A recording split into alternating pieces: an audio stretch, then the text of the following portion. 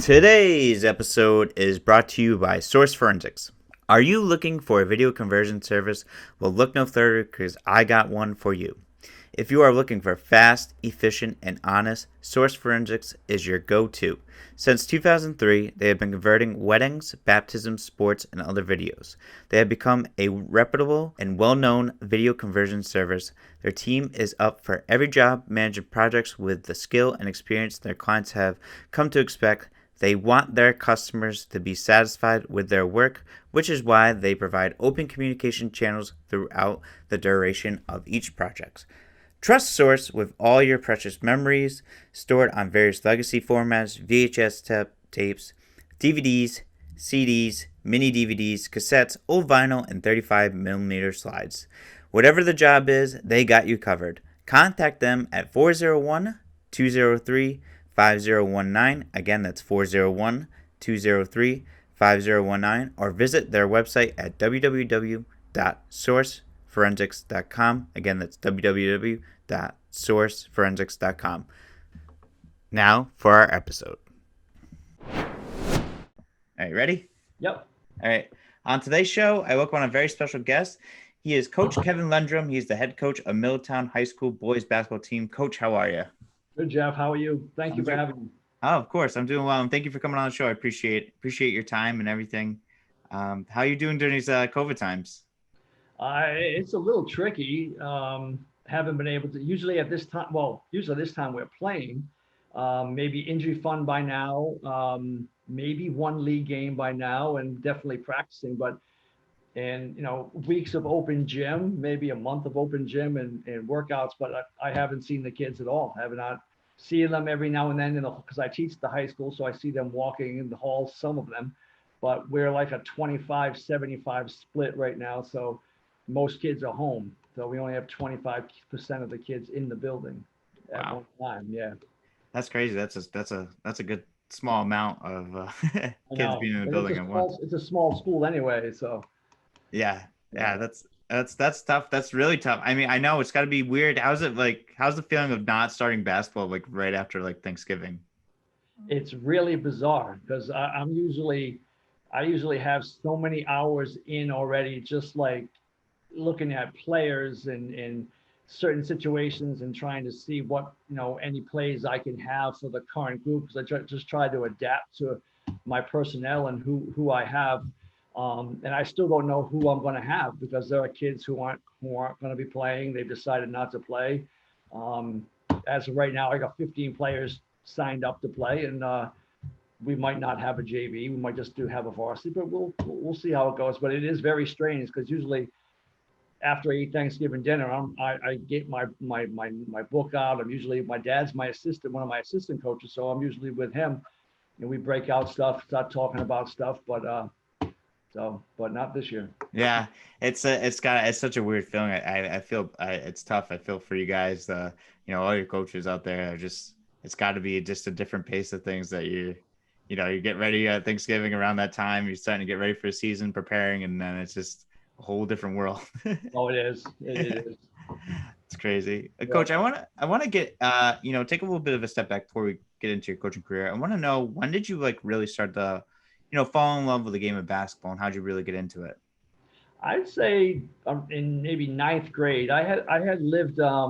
I had grew up in Newport until about fourth or fifth grade.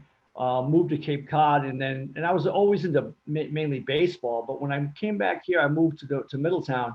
I started playing a lot of basketball, and I really wasn't very good at first. But I just, for some reason, it just took over from baseball, and played in high school, and that's really where I just started developing a passion for it, and went to Springfield College, played a little bit at Springfield College, and really got to know a lot of the coaches there, and I was starting to learn more about basketball as I was going on. I knew a little bit in high school, but not really a whole lot. Just like to go play, and I did a year of school in England my junior year, played over there. That was great. I scored a ton of points. They weren't very good in England. I'll give them that. But no, I've loved it ever since. Just it's been part of me since I was again probably in I'd say eighth grade. That's So wow. That's a long time. I mean, and then that to is. make the jump. And what was it like, playing at Springfield and playing over in England? Like, what did you learn from playing it from high school to college? Well, in college they expected you to know a lot of things about how to play, and I really didn't know how to play. And again, I was in Rhode Island, this small state, and I was a small forward, a shooting guard, small forward here, and I get there, and I'm like, well, and they're Division III now, but they were D2 when I was there, and I'm like, well, my small forward days are over. My shooting, I'm going to have to be play point, um, and then I went to over to England, and it just tried to take. I had a bunch of friends over there who played as well, and a guy from New York that played with us, and we were getting like 150 a game. We were just absolute. Oh, we were just. It was insane, and but in college, I they expected you to know more than I did, so at that time I struggled a little bit. I didn't really play a whole lot, and again, most of my basketball knowledge comes from in the beginning anyway from Coach Psaras. So that's where uh, almost all my basis, the foundation of everything that I have comes from him. Oh wow, that's awesome. And Yeah. how did you make that decision to get into coaching after you like had finished up college, and like what was there like something that you always wanted to do, or was that like an underlying Well, thing? I wasn't sure. I my senior year I was playing intramurals, and we were up by like 30 with 2 seconds left, and my friend said, let's throw you an alley oop from out of bounds with 2 seconds left. I said, okay. So we tried it. I jumped up in the air. I got undercut, and I landed on my heel, tore my ACL, tore all kinds of stuff. And that was in the, maybe 1989. So they didn't have the technology back then, wasn't that great. So my knee was done. My basketball playing was, I still played every now and then, but it was night and day compared to the way I used to play. So I still wanted to stay involved in basketball. When I graduated, there was a middle school up there that needed a coach for the eighth grade, seventh, eighth grade team. So I said, all right, I graduated. I'll come back up and coach the team. And I really started to enjoy it. And then I came home that year after that year I graduated, and then the following year coaching the middle school team. And Jim Saras's mentor, John Dias, who coached at Rogers for 100 years in Portsmouth and Exeter West Greenwich, he said, well, why don't you come over to URI? We're going to do, he's running the URI camp. Why don't you come on over? So I said, okay. So that summer I went over there and worked there. And he said, why don't you ask Saras if you can be his assistant coach? So I did. And here I am 800 years later. I'm still doing it. The rest is history from The rest is there. history. So were you with Coach Saris for all 20, almost 26 years of his career No, I was with him for 20. for 20? Yep. And what's it like learning from a coach like Coach Saris, who's, I think he was awarded like a legend award from the He was IRL. something. Yeah. He's still, in my mind, he's still the if not the best, one of the top couple of coaches that I've ever seen. And it doesn't matter if it's college, pro. Um, he made a lot of connections when he was coaching, and I went with him. We would go and we would have chalk and talk sessions with Leonard Hamilton one year from the Florida State coach down at 5-Star in Pittsburgh. He took us out to eat. We were just hanging around with him, and it just the whole environment really. I was enthralled with the whole environment. When the Celtics came to Newport, when Pitino first coached, we were one of our players. His dad was the commander on the base, so the new Navy base is where the Celtics were practicing. That was when Antoine Walker, Chauncey Billups, when they were like rookies, and went there. I wasn't teaching yet. I went there every single day. Saw double sessions. Was listening to Pitino do a chalk and talk and trying to show how Kentucky pressed and how the Celtics can press. And I took like 87 pages of notes on Pitino's press. And just ate it up. It's just, but Saras was a huge factor in my growth and development as a basketball player, coach. I'm sorry, basketball coach. That's awesome. That's really cool. And what was it like to be also at those Celtic camps and like learning from Bettino and those sessions and everything like that? I know you said you wrote like 87 notes, but what was it like being there and everything? It was fantastic. Their very first practice was 8 o'clock in the morning. And so I show up, I've got a pass to get in. They don't, not allowing anybody else in. So I go in and it's the Celtics, Patino, maybe all the assistant coaches, the trainers, and me. And he wheels out one of those old TVs, like a V8 with a VHS. So he wants to show a highlight reel of Kentucky pressing. He's trying to tell the Celtics that they can win by pressing in the NBA. He's trying to convince them. So they're all sitting in these metal bleachers, and I'm sitting in the back. It's all the Celtics and me, and I'm just like, what is going on? Like, this is just so surreal. It was just, but it was an unbelievable experience. Just to watch how they operate and watch how they do different things, and yeah, it was fantastic. That's so cool. That's got to be such a cool experience. It's a once in a lifetime experience too. To Oh be yeah. part of a Celtics practice and Rick Pitino work and work with his team. Did Antoine play for Rick Pitino at that time too? Before that at Kentucky? It was. Oh, Antoine was. Good question. I don't know if Antoine was with him at Kentucky or not. I think it wasn't. It was Antoine was in his second year. Oh, was he? Okay. It was Ron Mercer. Ron Mercer played for him at Kentucky. Okay. And Chauncey Billups. Chauncey and Mercer were rookies that year. Oh, all right. Purvis Ellison. I don't know if you remember Purvis Ellison, but he was there. And never nervous. Coach Pitino was not fond of Purvis Ellison. Really? No. No. I won't say what he said, but he was not fond of Purvis. Oh man. So from all those experiences that you've had, and then what was your decision to go to Middletown and like how to create your culture and program there? Well, 20 years learning under Psaras, it was, I was ready to go. I had applied for the Middletown job maybe, what year was that? Maybe 15 years. I've been doing this a long time. In the late 90s, I think I applied for it, and they gave it to somebody else. And I knew I wasn't ready then. I had only been coaching for a couple of years. I knew I really wanted it. And I knew that unless the Middletown job opened up again, I was going to stay at Rogers. I had been, we had been successful there. I have, the Mike Newsom, the head coach there now. We're great friends. Frank Newsom, the football coach. We have a great bond, and that continues to this day. Same thing with Coach Psaras and myself.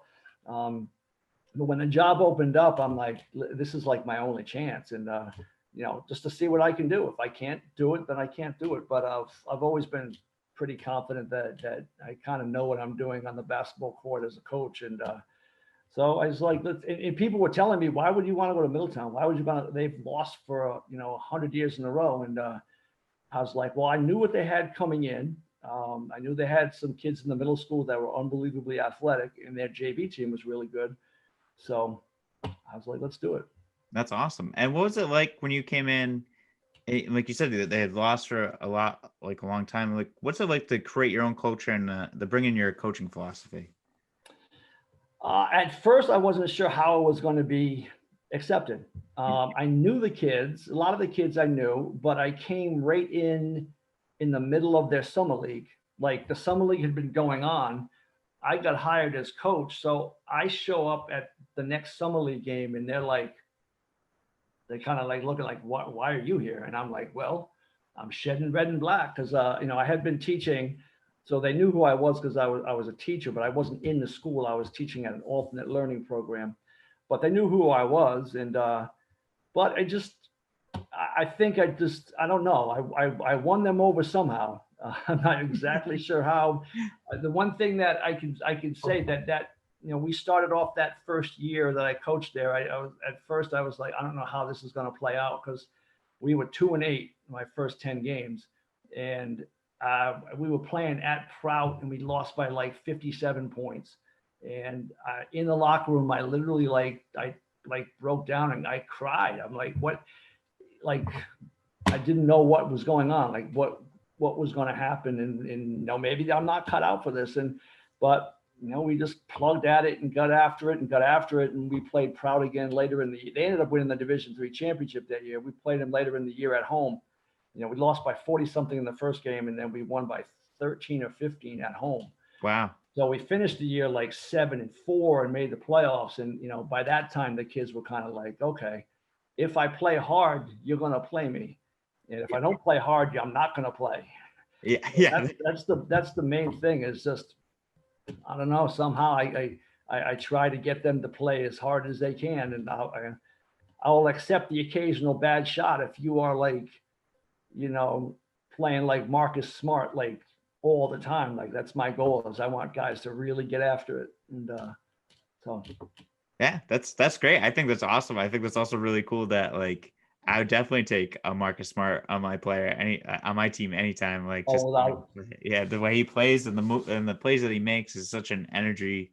He's just a big energy guy, and he can hit. Sometimes he makes his shots, but his defense is impeccable. Oh, it's phenomenal. It's crazy. And Coach, has there been a game or something that really sticks out to you from your time coaching? Over the entire time, or recent time? We'll go with a time at your time with Middletown. All right. Yeah. In 2018, we were in the Open tournament, and I had been, I've been very lucky. I've had kids who can play for, a good stretch of time. And, so it's a combination. I think I get them to work hard. I know basketball, and I had some kids who were pretty good for, Rhode Island basketball.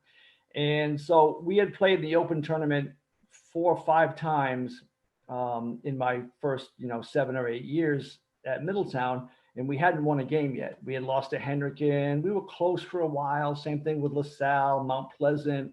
We're playing the heavy hitters of Rhode Island basketball. Yeah. So in 2018, we were the 12 seed, and we were playing North Kingstown was the 5 seed. So back and forth game for the most part. In the second half, they made a big run, and all of a sudden they're up 12 points with about 5.5 minutes left to go. I sub in this kid who hasn't played in like 3 games. He hits back-to-back threes. We go on a 13-0 run to end the game, and we upset North Kingstown like 48-47 in the first round. It was unbelievable. It was just unbelievable. Wow. Because we're such a small school. We're like the 43rd, size school in the state, something like that for boys anyway, somewhere in that range.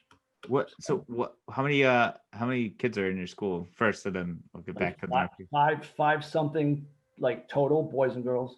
Wow, that's crazy. That's maybe 6. I'd say there's about average of about 300 boys, maybe. Oh wow, that's like for all grades, right? For 9th to 12. Yeah.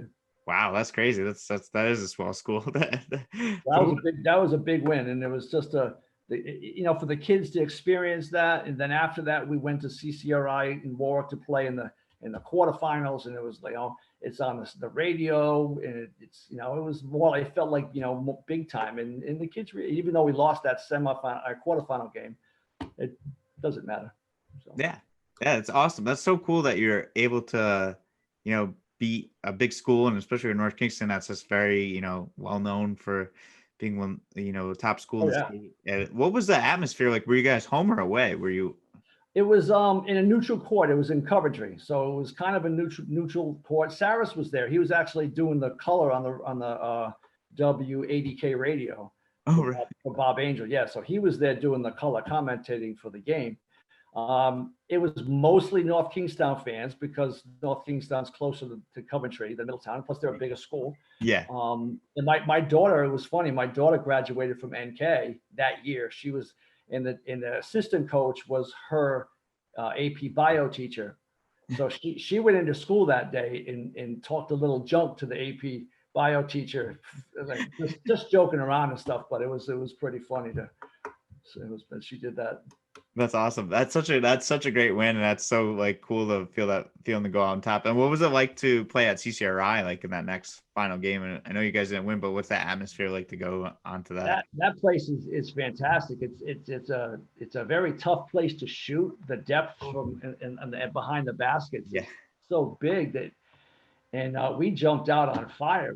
We hit like 5 threes in the first 3 or 4 minutes. We were up 13-2 against Cumberland. Cumberland had Tyler Kolek, who's at George Mason playing right now, one of the best players to ever come out of Rhode Island, maybe. Yeah.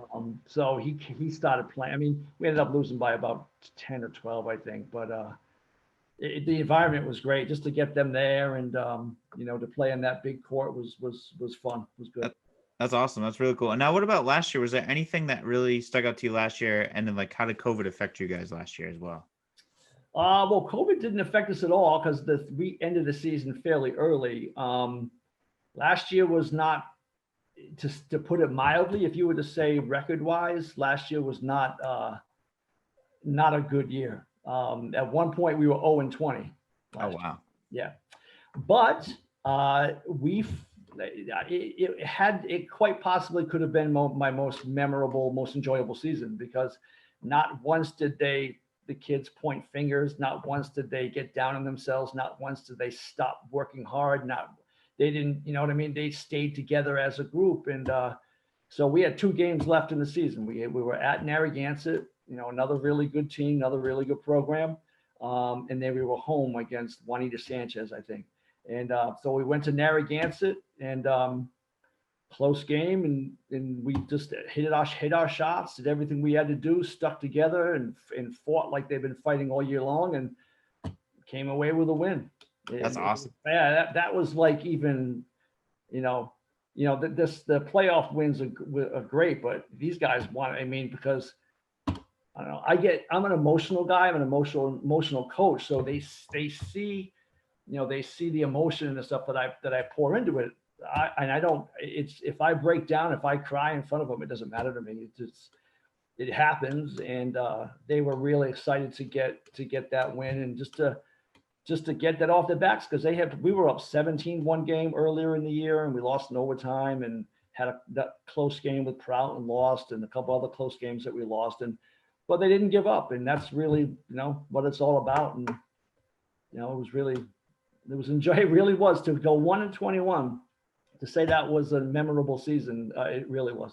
That's awesome. That's so cool. And that's great that your kids never give up and they keep fighting. They didn't get down on each other during a tough season, but and it's awesome that you were able to end it on almost pretty much end it on a positive note, being a really good team. And it just says a lot about how you coach your players, Coach. Obviously, you coach them well and they play hard, and and they have an enjoyable season. Even being 0-20, it means you guys still had fun and still have fun with basketball. No, we had a lot of fun, and all credit goes to them, because I could talk to them blue in the face and say, "Come on, we got to work hard. Come on, guys, you can do it, guys." But if they whatever, coach, you know what I mean? But it's not going to happen. So all the credit to the kids that we had last year to be able to be like, the seniors that we had, listen, this is our last go round. Let's just fight. Let's just go and have some fun.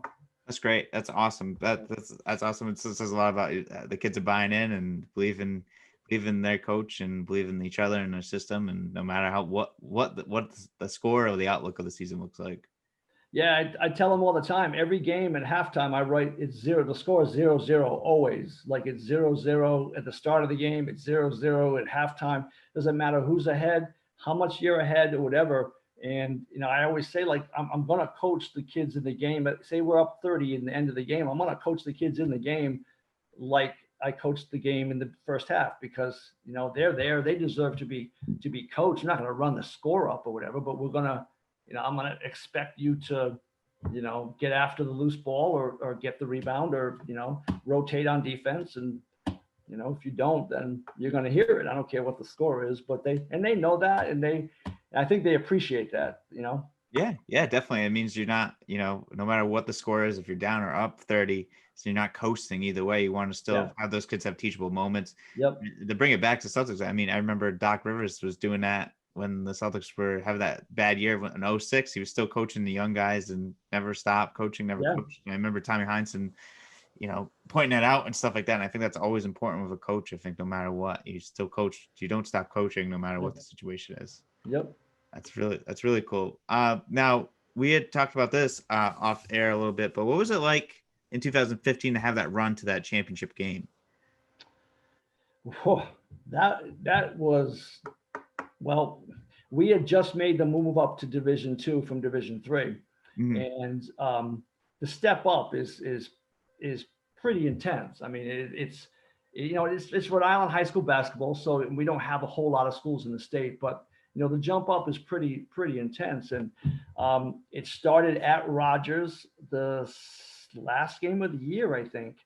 Um, and one of my point guards, he came down. We were down 6.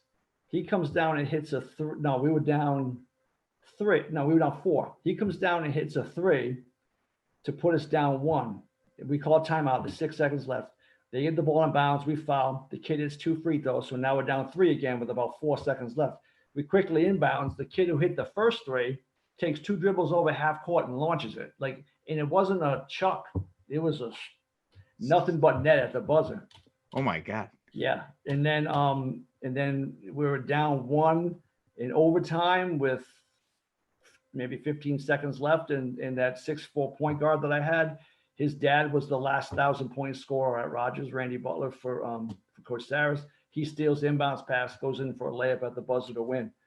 Wow. And then we played our in-home rival, Portsmouth at home. And my gym is like, I don't know if you've ever been to Middletown. Well, you've been there. Yeah, I've been there. Yeah. It is so small. Yeah. That when you get a rivalry game there, it's you can't hear a thing. You can't. It's the acoustics are out of control. So we're playing Portsmouth, the next town over, in the playoff game. They have Chris Herron, was a freshman. Chris is now in San Diego, I think, playing out in San Diego. He's at Boston College or whatever. So he's playing. He's a freshman, and the place is unbelievable. It's rocking, and we end up with beating them by 10. Then we go to East Greenwich to play them. They had beat us by 10 earlier in the year. We beat them by about 9. Then we go to Roger Williams for the semifinals to play Narragansett.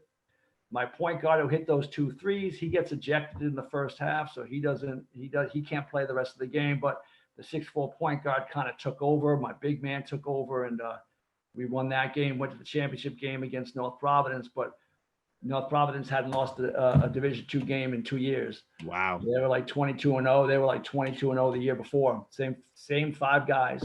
That's crazy. Yeah, they killed us. Oh, without one of my best players. I hope that would have maybe helped a little bit we played our worst when we had to play our best. But that was at Brown. Yeah. So that was just a great run that kids talk about that to this day. I see them all the time, and they still talk about that little run that we had there. That's so cool. Even though it's funny how like that stuff, even though you guys didn't win a championship, just like how it sticks with them, like run or beating like a big team, like those kids would be talking about the beating North Kingston or beating Narragansett for like the longest time. It's funny like how those even though they're positives, they could be negatives on the season, but sometimes there's positives that always stick out. Absolutely. That's so cool. Now, what's it like with those 3 schools? Because you guys, Middletown, Portsmouth, and Rogers, like what's those games like when you guys play against each other? Nuts. Yeah, because you guys are so close to each other too, right? Yeah. I'm not sure if we're closer to Portsmouth or Rogers, but I mean, there's always been talk the last few years of having. Well, a few years ago, they wanted to have one island school. It would have been an enormous school, and it would have been phenomenal athletically. Yeah. But it's been shut down a couple of different times. But like Rogers' gym is huge and Portsmouth's gym is huge, so it's not as noisy at those places. So when they come to Middletown, it's everybody comes. Like they can't. Last year or 2 years ago when we were playing Portsmouth, and the gym was at capacity before the tip of the JV game. They couldn't allow any more players in, any more people, any more fans in the game. It was standing room in the entire place. That's crazy. So that's wild to be a part of that. So like, and the JVs don't usually usually there's no one there for the JV. So they're in a game now where all of a sudden there's like, 500 people in the gym, and it was a good experience for them too. But yeah, no, it's great. Ochi, I've known Joe Ochi at Portsmouth for a long time, and Mike Newsom again. I was at Rogers when Mike was playing. That's how long I've been doing it, and they're good friends of mine. And especially the Rogers guys, and so there's a great respect between all three of us, and we have good games. Some years we're good and they're not as good, and vice versa, and throw Tiverton in the mix too. Tiverton's a good rivalry. I was just thinking about that. Tiverton's right there too. Yeah, that's right. And their gym's pretty small too, from what I remember. Their gym is small. Yeah, that place gets loud too. Yep. Yeah, that's awesome. That's so cool. I think that's so cool that you guys are all like so close. So those games must be a lot of fun. Like I feel like those games are all like being so close to all those are rivalry games. Yeah, my dad has been my assistant coach for the 10 years I've been at Middletown, and he graduated from Rogers in 1962, and he's so every time we go there and play, and he comes with me, like his teams are in the hallway with the the team pictures and things like that. So he likes to go out there and he's got my mom, both my parents graduated from Rogers, so there's a lot of family in Newport, and so it's always good. That's cool. That's so much fun. Now, I know we kind of talked about it a little bit, but like, what's your outlook for the upcoming season this year with like COVID, and have you guys heard about anything about starting or anything like that?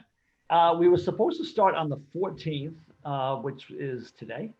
Yeah. But no, once the pause got continued, I think there is a chance we like I was asked my AD, does that mean we're going to start like January 4th when we come back from vacation? Yeah. She said, not necessarily. So maybe there's a chance we get to maybe do either tryouts or start next week, or maybe after Christmas. I'm not 100% certain. And again, I don't even know how many people are coming out, whether I'm going to have two JV and a varsity, or just a varsity, or and they're saying I think like maybe 8 to 10 league games is what they're trying to say. And either way, I've talked to some of the kids, and especially the seniors. They're like, I don't care if we have to wear 3 masks. I just want to get out there and just do something and just play. And I think that's pretty much across the board. Most people.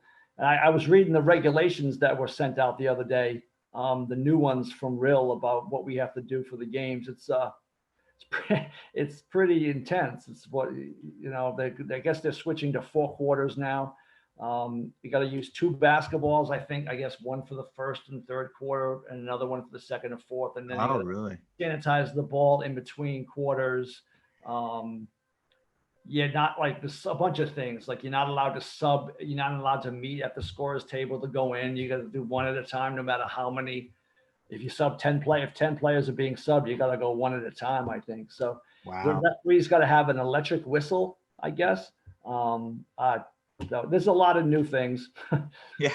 I'm not even sure about practice, like if we're going to be allowed to, go 5-on-5, or do we have to, like, does every kid have to have their own ball? I might do that. Just put their initials on the ball, and you're responsible for this ball. And I don't know. Yeah, this whole thing's going to be an interesting season with everything that's going on. And like I said, I feel bad for, like I've mentioned this before with other people. I just feel bad for seniors. I hope they can get their senior year in that they need, I would never want my season to end because of a pandemic or anything like that. I know. I can't imagine. I'd be itching to get out there and do something and get after it. Yeah. Hopefully it works out for you guys. Hopefully, for everyone out there, you guys can get some sort of season. That's interesting with all the new rules and anything like that. So that's way different. That's going to be way different. I mean, the subbing thing is very interesting too. And I wonder if you guys have to play with mask on. The kids will have to play with mask on as well. No, they are, as far as I know. Oh, really? Yeah. I know the soccer teams had to wear masks during their season. Yeah. And as of right now, you have to, which is, I think it's going to be, I think it's a lot harder because basketball is such a small confined space, and you are constantly moving. Like a lot of time, I know soccer, there's a lot of running, but there's a lot of times where you're standing still because the ball's at the other end of the field, and you're the keeper, or you're the sweeper or something, and you're not down there, so you don't have to run. Basketball nonstop. You're pressing, you score, you press, you get back. I don't know. It's just going to be a whole I don't know. I really Yeah. don't. I mean, kids are gonna have to bring like 2 or 3 masks, like Yeah. just to be at the game. Like, you have Yep. to, everyone's gonna need one because you're gonna sweat. I think those kids are gonna sweat right through them as well. Sweat, absolutely sweat Yeah, right yeah, through it. yeah. I spoke to one kid, Parker Mason. He was saying that too. He's like, I had to go for like 3 or 4 masks in a game. Like, you have to like bring one for each quarter or something like that. So Oh, wow. yeah, that's Where's he right now? he's at Rocky Hill County Day School, I believe. Oh, okay. Yeah. So and then he actually just committed to Babson, I think. Okay. Yeah. So he's a good kid. He was very, Yeah. yeah, very personal. Him and Jory had came on, and then we talked for a little bit with them. Okay. Nice. Yeah, so that was cool. But Coach, I got one last question for you, and we'll wrap it up. Favorite thing to do outside of basketball? Well, if I'm not, I have my kids. They're not really kids anymore. My daughter's 20. She's at Rhode Island College, and my son is a senior. He's lives here with me, and so outside of things with them, I play a lot of poker, and I play a ton of chess. That's Ton. I play chess not like nonstop wow. Did on you my watch that phone. show, The Queen's Gambit? Because of Oh yeah, I started that. That's a fantastic show. is it? Yeah, I started it just actually a couple days ago. I thought it was pretty good from the first 2 Yeah, episodes I watched. That yeah, it's good. how'd you get into chess? I started when I was teaching at Middletown has an alternate learning program for like they did for like behavioral kids, and we would have it. We would use it a lot as like a and like if they were done with their work, they could take one a board game out and play. So I started playing there a little bit, and then when I came over to the high school to teach the high school, some of the kids were looking for a mentor for a chess club. So I said, all right, I'll do it. So we started a chess club, and other kids donated boards and stuff. So I've got a ton. I've got like 8 to 10 boards and pieces in my classroom, and then I just started really enjoying it. And then once I downloaded this app that I play on called Chess Heroes, and you play against people from all around the world, and these people are really good. And if you don't get better, you're gonna get hammered. So I started getting better, and I'm pretty good, but it's still there are people that are just like, oh my goodness, That's like wow. that's so cool. I can only imagine. I mean, I played chess and checkers online a couple of times. I got my butt handed to me a couple of times because I don't do it a lot, but like if I had the opportunity to play, and it's crazy how good people are Yeah, at the game itself. yeah. That's awesome that you play. That's really cool. It's definitely different for sure. But I haven't played chess in a while. I might have to get back into it. No, it's very good for the creative mind to try to. In my mind, I don't know. They say it, Bill. The more you do those things as you get older, the more it keeps your brain sharp and keeps you focused. And yeah. That's cool. That's so cool. Well, Coach, that's all I have for you today. Any questions or anything you have for me before this is over? No, Jeff, this is fantastic. I'm glad you had me on, and I'm glad you get to chat with Coach Psaras tomorrow night. I think that's going to be fantastic as well. He knows everything about the game of basketball, so A- pick his brain, then Any, you'll get whatever you want. any good stories that you bring up to him? Um, you can bring up the time when I was telling you about the Celtics when they were in town. Rick Pitino, one there was a night practice, and Pitino invited everyone who was there to the Mudville pub near Cardines Field, which was owned by Kevin Stakem, an ex-Celtic. So the entire Celtics organization went down there. Myself and Jim Psaras went down there, and that's when Pitino was talking about Purvis Ellison. He was like, so he's sitting there, they're having drinks, and Bobby Cremins, the coach of Georgia Tech's down there, and he was hilarious. He's this thick New York accent. He's just like buying buffalo wings and just like, I don't know. It was a really, the general manager of the Celtics was there. Everyone was there. All the coaches. It was just a unbelievable experience. So Jim and I were there. We were just soaking it up. That's so cool. That's got to be awesome. Yeah, I'll definitely bring that up to him tomorrow when I Definitely. talk to him. Yeah, because I'm pretty excited for that interview as well too, to speak with him and see everything. But I can't thank you enough, Coach Lendrum. It means a lot to me for you guys to come on the show and make time for me. And we'll definitely have to do this again once the season gets going, or if you have some time. Sounds good. Thanks, Jeff. I appreciate it very much. No problem, Coach. Have a good one. Okay, you too. Thanks.